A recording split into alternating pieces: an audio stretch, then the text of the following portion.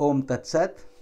My humble prostrations to the all-pervading Brahman, to my worshipful Guru, Swami Jyotirmayananji, to all the sages and saints of this world, and to you divine souls watching this satsang. Today we will be studying Sutra number 16 of the Samadhipad of Raj Yoga Sutras of Sri Patanjali Maharaj, narrated by my Pujniya Gurudev Swami Jyotirmayananji and narrated by his humble servant myself, Swami Nikhilananda. So this sutra number 16 says Tat param purusha khyater gunavai trishnayam. Let's repeat. Tat param purusha khyater gunavai trishnayam. Tat means that, param supreme, purusha khyater, that's someone who has knowledge of the spirit. Gunas are the three gunas or modes of nature, and Vaitrishnayam, which means non-attachment. So the meaning of this sutra is supreme dispassion is that state in which even the attachment to the modes of Prakriti or nature drop owing to the knowledge of the Purusha or spirit. So let's explain in deeper terms what it means. In Apara Vairagya, which is the lower Vairagya, when we start to get disconnected from the world, where we look at the transience in things and we find more peace within ourselves, when that happens, it's called lower Vairagya. One develops detachment towards all objects seen and unseen. So the mind is focused on one point and its tendency to outer objects is mastered. The chitta or the mind stuff, the chitta which is inside your consciousness, has attained the modification of one-pointedness, which means you are now at that point where you are able to get to that ekagra sthiti, which means one-pointed.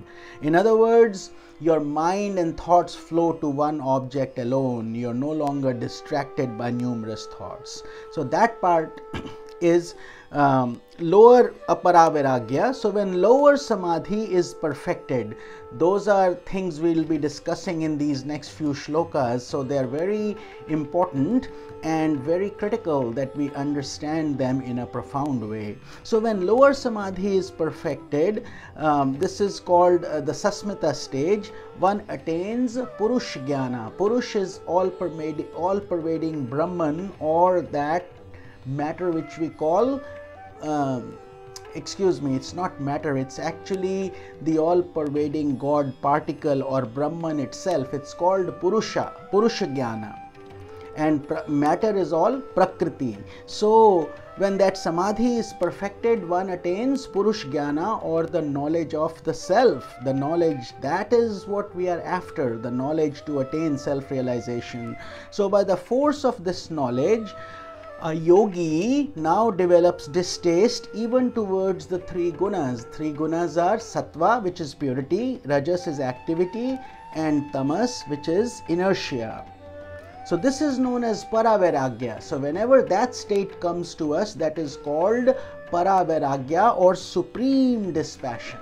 That's what it's known, which is the direct means to attaining Asampragyata Samadhi, which is the highest Samadhi. So don't get confused with too many terms right now. I'll take you through these very carefully, one at a time. But all I expect from you is your dedicated devotion and humble understanding to this.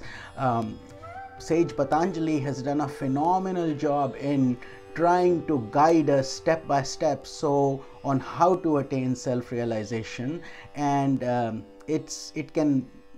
a lot of discipline is required, but if you are guided properly and you sincerely work at it, you can see phenomenal results. So in a summary form, this is the whole landscape of where we are going. So this applies to every aspirant who wants to achieve the Samadhi state.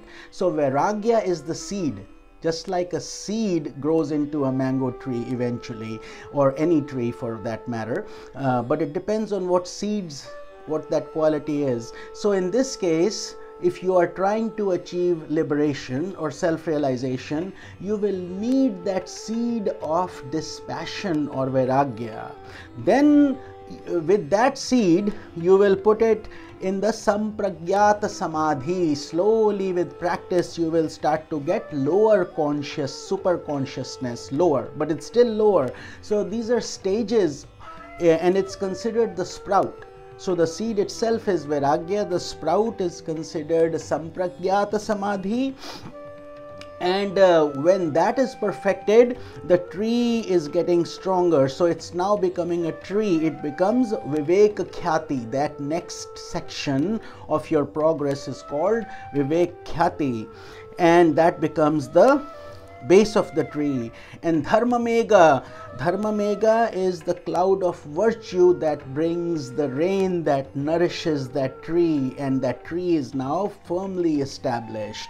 And then comes paravairagya, or supreme dispassion. That is the flower that will eventually come on that tree, paravairagya.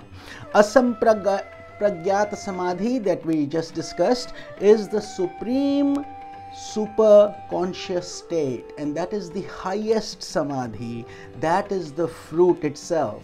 And kaivalya is the ripe fruit, liberation, mukti, nirvana, self-realization, anything you call. So basically, these are the steps that a yogi will go through when they are diligently working towards it. So like any syllabus, it's basically said this is the topic, this is what we need to do to get there. But mind you, it takes a lot of effort on everybody's part, and the journey itself can be very enjoyable if we do it properly under proper guidance. So I am the guide here in this instance, trying to share with you the experiences and the depth of this these sutras and knowledge, and you will then have to actually take it to a practical level where you wake up early and try to do these things.